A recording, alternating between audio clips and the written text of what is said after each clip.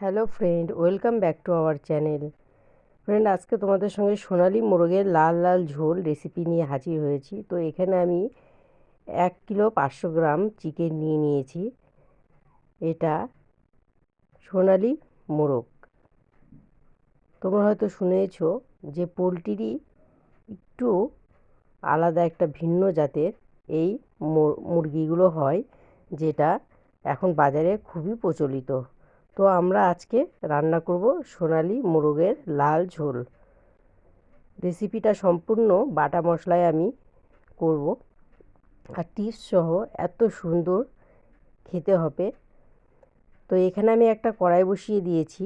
কড়াইটা গরম হয়ে গেলে পরে ওর মধ্যে আমি সর্ষের তেল দিয়ে দিলাম।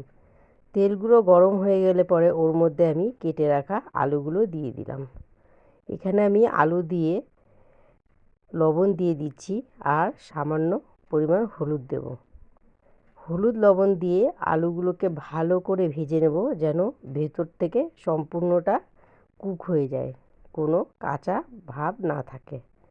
তো এইভাবে লো মিডিয়ামে রেখে আলুগুলোকে ভালো করে আমি নেড়ে চেড়ে লাল লাল করে ভেজে নেব। তো এইভাবে নাড়তে চাড়তে যতক্ষণ না আলুগুলো ব্রাউন কালার হয়ে যাবে, লাল লাল হয়ে যাবে, ততক্ষণ আমি ভেজে নেব। তো আলুগুলো ভাজা হয়ে গেল, এবার আমি আলুগুলোকে তুলে নিচ্ছি। সমস্ত আলুগুলোকে আমি তুলে নিয়ে এই তেলের মধ্যেই আমি সোনালি মোরগের লাল ঝোল রেসিপিটি রান্না করব। তো এখানে আলুগুলো ভাজা হয়ে গেছে, তুলে নিলাম। ওই তেলের মধ্যেই আমি দিয়ে দেব 2টো তেজপাতা, 2টো শুকনো লঙ্কা, আর দিয়ে দেব 3টে এলাচ, 2-3টে লবঙ্গ আর দারুচিনি। ভালো করে ছেঁচে নিয়ে তেলের মধ্যে দিয়ে দিলাম, আর দিয়ে দিলাম 1/2 টিস্পুন গোটা জিরে। ফোড়নটা নেড়ে চেড়ে এর মধ্যে দিয়ে দিলাম আমি পেঁয়াজ। এখানে আমি পেঁয়াজ 12টা পেঁয়াজ কেটে নিয়েছি মাঝারি সাইজের। মিনিমাম এখানে 300 গ্রাম পেঁয়াজ হবে। তো পেঁয়াজটাকে নেড়ে চেড়ে লাল লাল করে আমি ভেজে নেব। তো এইবার পেঁয়াজের উপরে দিয়ে দেব আমি লবণ আর হলুদ।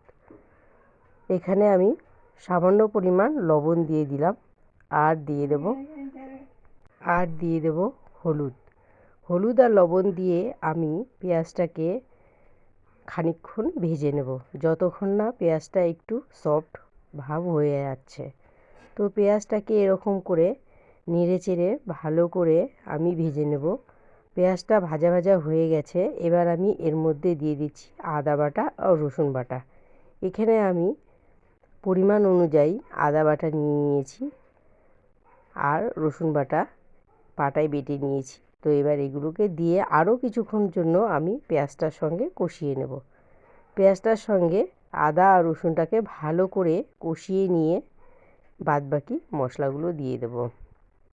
তো কষানো হয়ে গেছে, এবার আমি দিয়ে দেব জিরা বাটা। এখানে আমি 2 চামচ জিরে পাটায় বেটে নিয়েছি, দিয়ে দিলাম জিরা বাটা। জিরা বাটা দিয়ে মশলাটাকে ভালো করে এরকমভাবে নেড়ে চেড়ে কষিয়ে নেব। কষানো হয়ে গেলে পরে দিয়ে দেব শুকনো লঙ্কা বাটা। এখানে আমি যেহেতু বলেছি লাল লাল মোরগের ঝোল, সেই জন্য একটু ঝালই করেছি। এখানে আমি 7 থেকে 8টা শুকনো লঙ্কা পাটায় বেটে নিয়েছি। তো এবার সম্পূর্ণ মশলাটা দেয়া হয়ে গেল। এবার আমি ভালো করে নেড়ে চেড়ে কষিয়ে নেব। কষানো হয়ে গেলে দেখবে তেল ছেড়ে আসলেই দিয়ে দেব আমি সোনালি মোরগের টুকরোগুলো। তো এখানে আমি সমস্ত চিকেনগুলো দিয়ে দিলাম। তো এবার ভালো করে আমি কষিয়ে কষিয়ে আমি এই রান্না করব সোনালি মোরগের পাতলা লাল লাল ঝোল। তো বন্ধুরা, আমার রেসিপিটা যদি তোমাদের ভালো লাগে, তোমরা অবশ্যই লাইক কমেন্ট শেয়ার করবে, আর আমার চ্যানেলটাকে সাবস্ক্রাইব করে আমার পাশে থাকবে। আর যদি নতুন কোনো বন্ধু হয়ে থাকো, তো অবশ্যই ভিডিওটি ফুল ওয়াচ করে সাবস্ক্রাইব করে বেল আইকন প্রেস করে দেবে, যেন আমি নতুন নতুন রেসিপি আপডেট দিলেই নোটিফিকেশান পেয়ে যাও। তো দেখতেই পাচ্ছ কষানো হয়ে গেছে অলমোস্ট, আর একটু কষিয়ে নিব। এরকমভাবে ঢেকে ঢেকে আমি 15 থেকে 20 মিনিট কষিয়ে নেব। কষানো হয়ে গেলে পরে আমি উপর দিয়ে দেব টমেটো। এখানে আমি 2টো টমেটো টুকরো টুকরো করে কিউব করে কেটে নিয়েছি, দিয়ে দিলাম।